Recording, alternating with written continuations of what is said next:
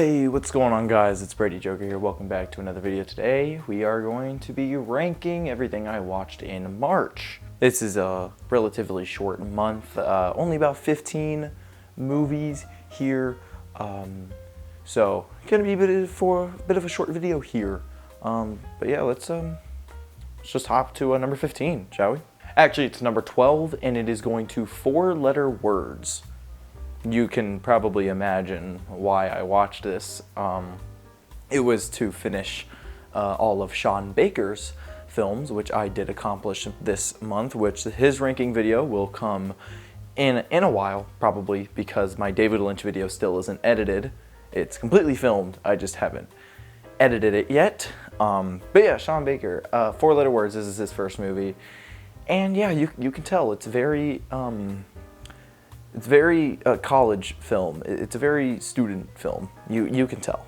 There were actually decent parts to it. I actually liked some of the dialogue. I mean, it was obnoxious college students talking, but you know, it felt very real. So yeah, that was good. But at the end of the day, it's just nothing that special, honestly. It's shot, you know, like a movie.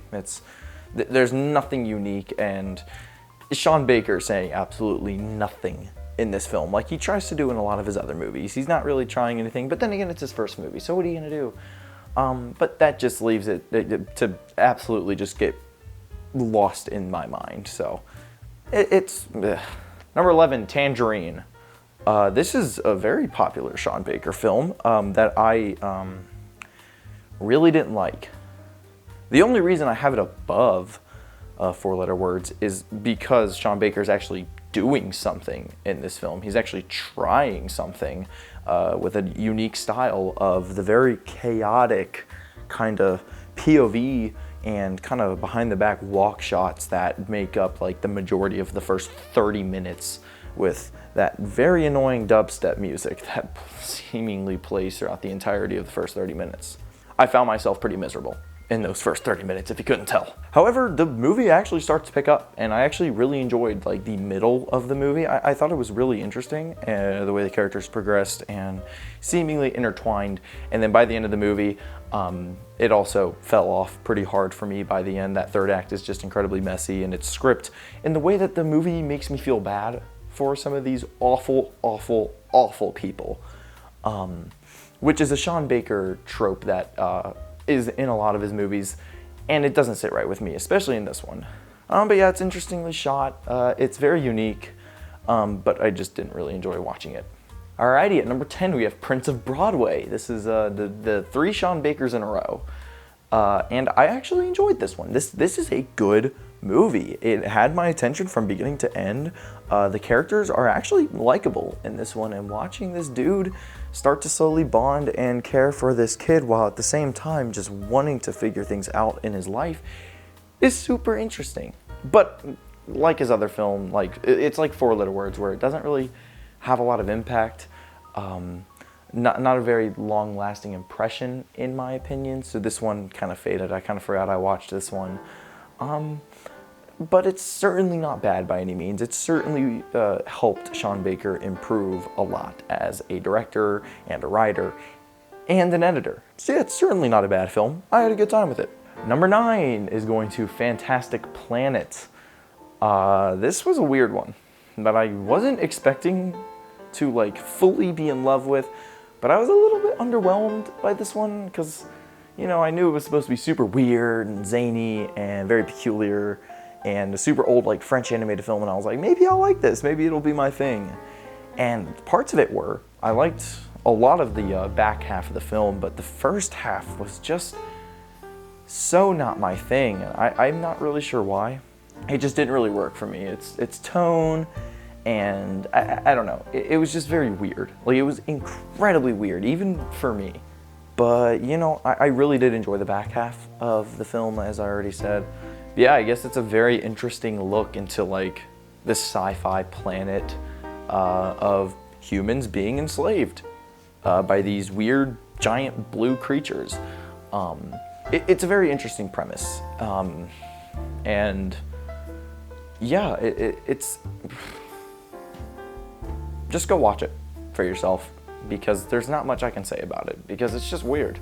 Number 8 is going to The Sting. I was also pretty underwhelmed by this film. I don't think it's bad by any means. I think it's a good time, but you know, Best Picture, this won Best Picture.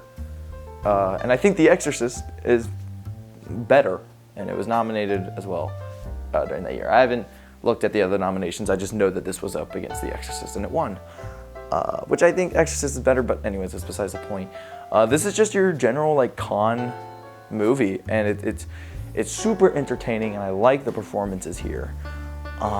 But man, for me, the plot is so convoluted in its execution to where sometimes the characters talk really fast to one another. And I had to watch this without subtitles too. So it was very easy to miss a line or even a couple lines where you just don't really understand what they're saying at times because they talk really fast. And the subtitles were just off, like they were super off on Netflix for some reason, so we had to turn them off because it was just way too distracting. But yeah, sometimes they would it was hard for me to understand, so maybe I need to rewatch it so I can watch it with subtitles and I might enjoy it a little bit more. But I don't know, sometimes the plot got a little too convoluted for me. I don't know, maybe I'm just stupid. Probably. Alrighty, at number 7 we have Starlet. This is another Sean Baker, but this one is actually really, really good. It's a very simple Sean Baker film. You know, it's about this woman, you know, she meets this older woman and they start to bond. This is one of the most human Sean Baker films where it really dives well into both the psyche of both the young woman and the older woman. And it's really nice to see them bond and start to form a connection. The ending is not that great. That was one of my biggest issues with the film, is the last act of the film. I really didn't like, but the first 2 acts were really, really good.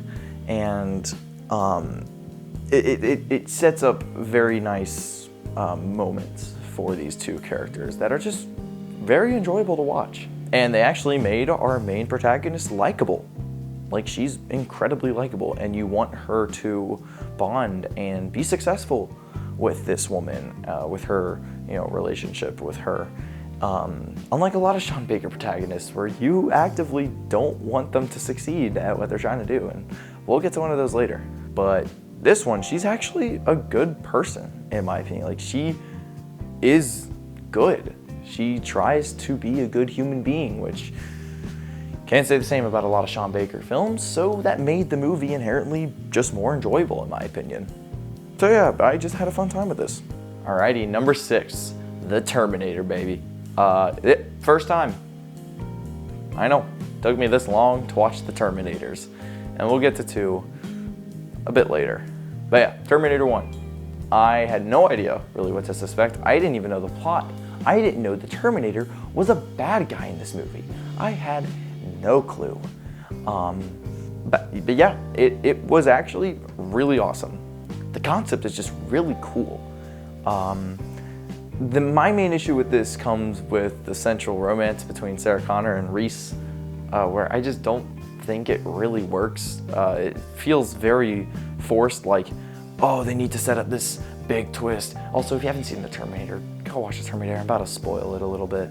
But it's like, oh, yeah, this big twist. Oh, Reese's. Oh, my sister's gonna watch this video, but she hasn't seen it. But I feel like they needed to make this romance work for one essential thing, and it was like, because of that thing, they had to try to get this romance going, which is like, feels a bit rushed in my opinion. Also, the effects are incredibly dated, which I know is not the fault of the movie. James Cameron did the best he did, but wow, it looks really bad at some scenes. I don't know. The first 2 acts are really good though. Last act is where it falls apart for me a little bit. I think there's one too many fake outs. But I do like how Sarah Connor gets a lot more of the spotlight as who she would become in the second movie. But I think a lot of the movie she is just kind of like there. Like, I don't think she's like this. She's not fully developed, and therefore I don't think she's that great of a character yet. But we'll see that in Terminator 2. Sorry, I keep referencing Terminator 2 just because it is better in every single conceivable way. There is literally no argument, in my opinion. Which, yeah, seeing the second one, you know, kind of taints this one just a little bit, because if you're looking for a good Terminator movie, there's literally like everything you want in a Terminator is going to be in the second one. This one has a bit more suspense and thriller things, but like, you go to Terminator for action, bro. Like, it's just my opinion. And our villain here is a bit boring compared to Terminator 2, so I'm sorry, I can't help it. But this is absolutely an essential film to watch. I mean, it's James Cameron's debut, who's one of the most iconic directors of all time, making like 3 of the highest grossing films that are all in the top 10, which is just absolutely insane to me. Alrighty, number 5 is going to Wallace and Gromit: Vengeance Most Foul. Bro, I freaking loved this movie so much. I saw a lot of people like, yeah, it's good, but it's not as good as Curse of the Were-Rabbit. Dude, I'm sorry, but this was better than Curse of the Were-Rabbit, in my opinion. I didn't grow up with Curse of the Were-Rabbit, which I know a lot of people did, but I just watched Curse of the Were-Rabbit last year for the first time, and I just think this was so much funnier. I had so much of a better time. Like, dude, Feathers McGraw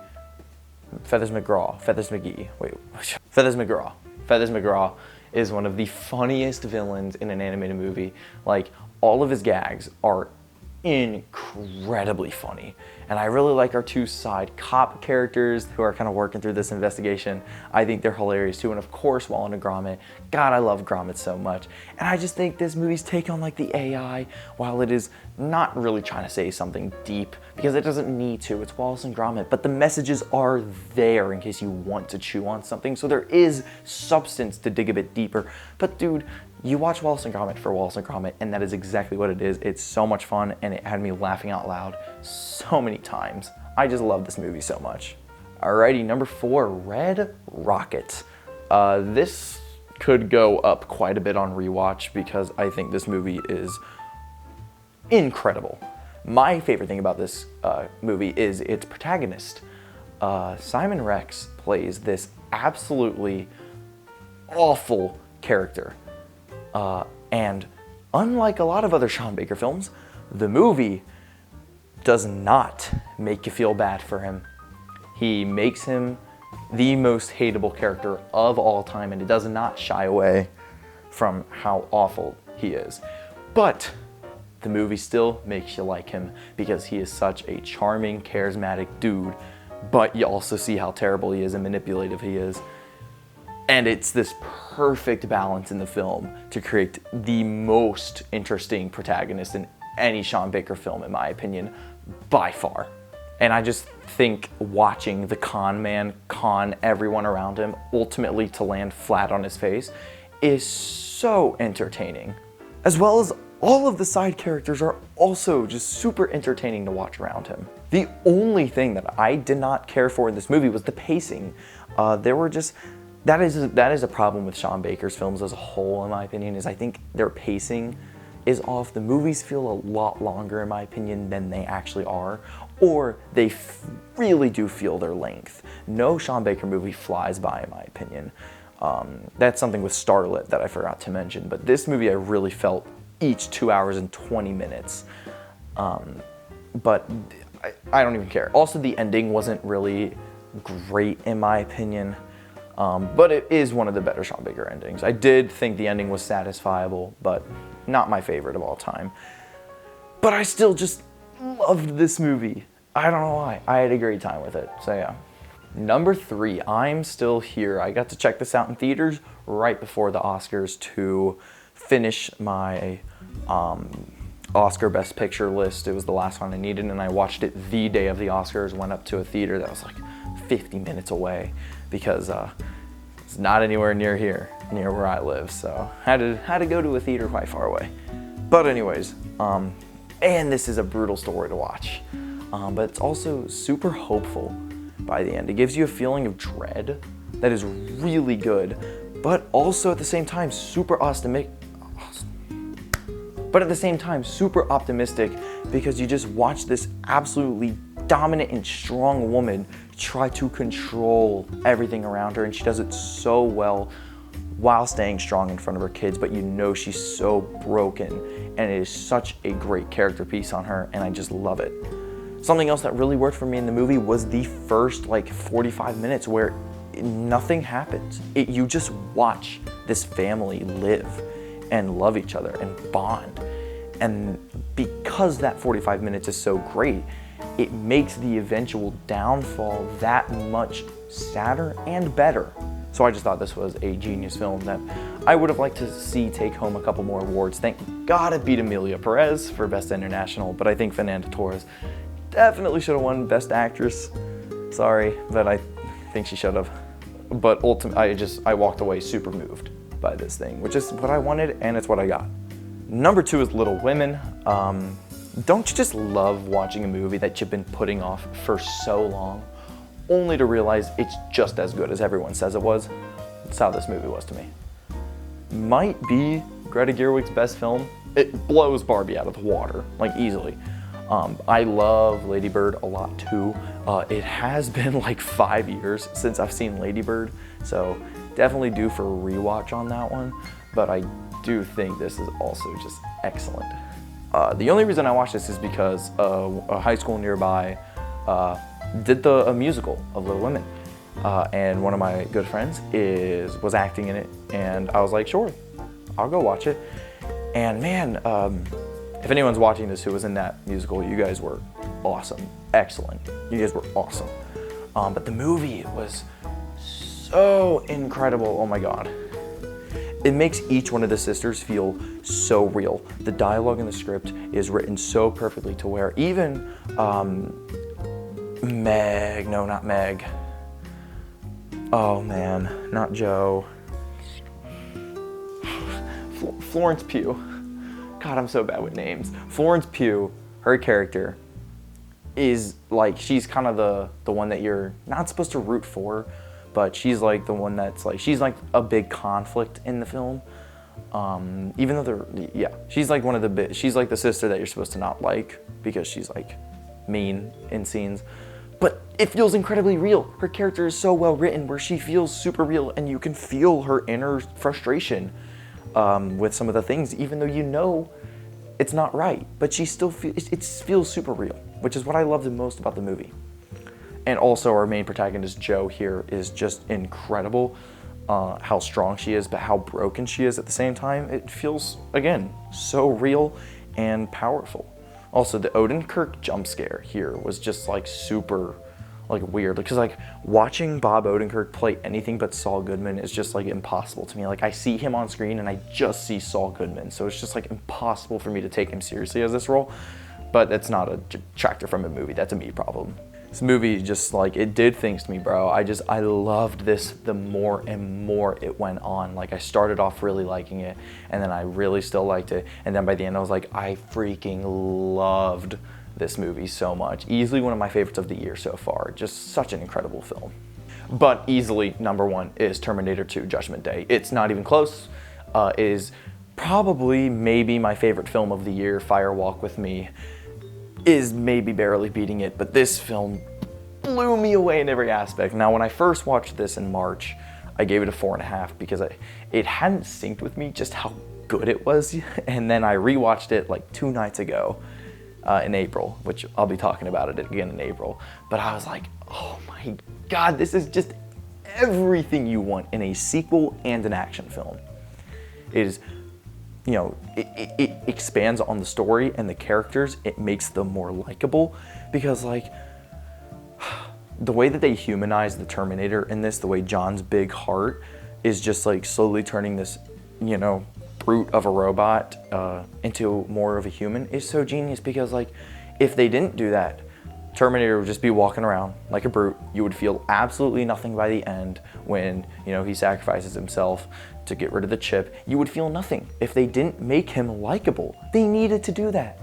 So I just don't get the complaint that, oh, they had to make him human. Ugh, I don't like that. He's supposed to be this big scary dude. No, but that's why you get the T-1000, who is the much better villain of the two. He's so cool. The effects that he uses, you watch the original Terminator and you're just wow, those effects look really bad.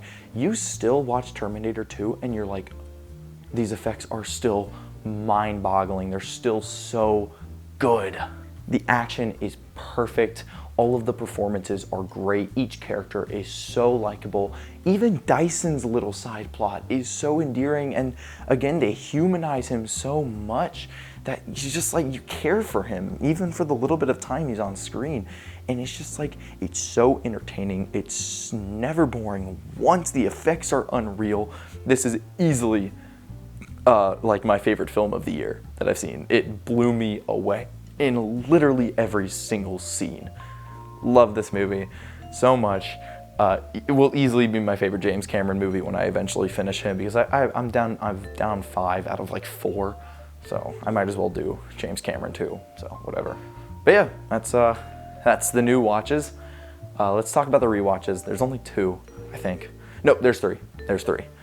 Yeah, number 3 is The Cat in the Hat. Dude, I'm sorry. This movie is so bad, but it's so funny. I love this movie so much, but I can't with it either, bro. It's so bad. I'm not talking about this movie. Number 2 is a bit of a sad one for me. Puss in Boots: The Last Wish.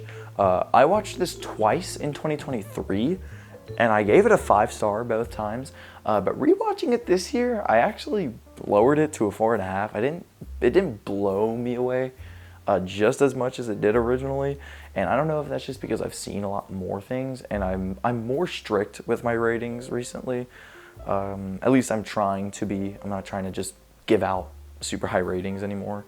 And there were just some things about this movie that I did not like as much as I did the first time, like Goldie and the Three Bears' plot. You could completely remove them from the movie, in my opinion, and you would still get the movie. I don't know, I just found the central plot between Puss and then Kitty, and then Puss and Death, and then Jack Horner. I really liked them. And every time I switched to Goldie and the Three Bears, I was like, I mean, they're good. Like, they did not detract from the movie, in my opinion, but they were just the weakest part of the film, and I think they could have been cut without much repercussion, in my opinion. But that's just me. The animation is still stunning. Death is still like one of the best, if not the best animated villain of all time. Sorry. This is just still an incredible film. Just not as amazing as I once thought it was. And number 1 is Old Boy. Again, it's on my wall. It is in my top 5 favorite films of all time. The theme of revenge in this film with our 2 characters here is so perfect. It is one of the best character studies of all time, getting into the psyches of these 2 men. There's not much I can say about it that hasn't already been said. It is a masterpiece in every sense of the word. Everything about it is perfect. Also, I've finished Attack on Titan. Finally, I watched season 4 live when it was coming out in like 2022, when that season 4 was wrapping up, and then it ended, and they were like, "Hey, last episodes are coming out in like a year or even 2 years," and I was like, "Screw that! I'm reading the manga." So I read the manga. And I was always super satisfied with the ending. I saw a lot of hate towards it, which I never understood, but I finally got around to watching those last 2 episodes, and it was amazing. Of course, in my opinion, they were perfect conclusion to the story, and that's also made me go back and watch other things about Attack on Titan, so not going to say any spoilers. Season 2, episode 6, if you know, you know, has like one of the best scenes of all time, in my opinion. It is so freaking good. Oh my god. But yeah, that's what I watched in March. Hope you guys enjoyed the video. If you did, make sure you like and subscribe. Of course, if you want to. I'm not your dad. I don't care. And yeah, hope you guys have a great rest of your day, evening, or night. And yeah, thank you guys for watching. I'll see you guys in the next one. Peace.